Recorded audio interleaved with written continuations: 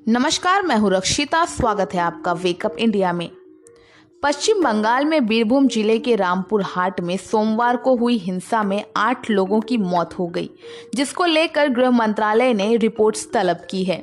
मामले के सामने आने के बाद विपक्ष ने ममता सरकार के खिलाफ मोर्चा भी खोल दिया है। किसी ने उनके इस्तीफा की मांग की है तो किसी ने पश्चिम बंगाल में अनुच्छेद 355 लागू करने की, तो वहीं किसी ने राज्य में राष्ट्रपति शासन लागू करने का आग्रह किया है। दरअसल तृणमूल कांग्रेस के एक उप प्रधान की हत्या के बाद मंगलवार को पश्चिम बंगाल के बीरभूम जिले के बक्तोई गांव में भड़की हिंसा में 8 लोगों, 6 महिलाओं और 2 बच्चों की मौत हो गई।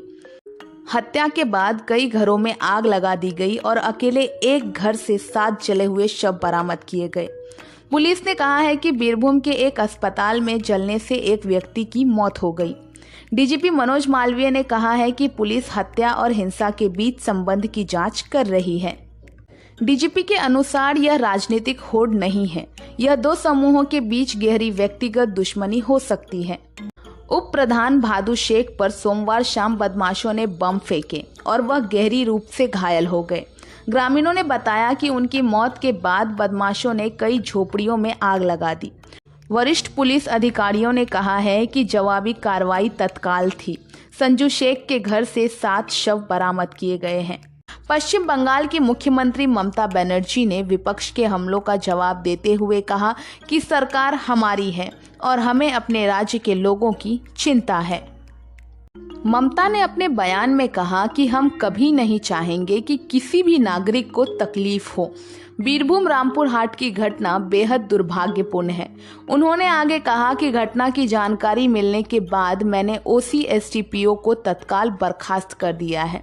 उन्होंने आगे कहा कि मैं बीरभूम हत्याओं को सही नहीं ठहरा रही, पर यूपी, गुजरात, मध्य प्रदेश, बिहार और राजस्थान में ऐसी घटनाएं अधिक होती हैं और ये बंगाल है, उत्तर प्रदेश नहीं। घटना को राजनीतिक बना देने के बावजूद हिंसा में शामिल सभी आरोपियों के खिलाफ कार्रवाई की जाएगी। आपको बता दें कि इससे पहले कांग्रेस नेता अधीर रंजन चौधरी ने पश्चिम बंगाल में संविधान के अनुच्छेद 355 को लागू करने का आग्रह राष्ट्रपति रामनाथ कोविंद से किया। उन्होंने कहा कि राज्य में कानून व्यवस्था पूरी तरह खराब हो चुकी है, वहां के लोग डरे सहमे रहते हैं। उनकी सुरक्षा के लिए राज्य में अनुच्छेद 355 लागू कर दिया जाए। वहाँ की ये सरकार हर बात में एसआईटी लगा देते हैं। एसआईटी की मतलब उनकी पार्टी की और एक अंग है। सत्तारूढ़ पार्टी की और एक अंग की नाम एसआईटी होते हैं। एसआईटी को लगाना मतलब और केस ना आगे बढ़े, इसको इंतजाम कर देना। मैं एक बार मतलब हिंदुस्तान के महामहिम राष्ट्रपति जी से जरूर मुलाकात करूंगा। ये घटना की सारे ब्यौरा उनको देंगे। मैं जरूर महामहिम राष्ट्रपति जी को कहूंगा कि कम से कम 355 की विषय पे वो चर्चा करना चाहिए, क्योंकि बंगाल में अभी हालात बिगाड़ते जा रहे हैं। स्थिति बहुत नाजुक है। बंगाल में किसी का भी, कोई व्यक्ति का कोई मतलब सरकार पे या पुलिस पे भरोसा नहीं है। उनको बचाएगा कौन?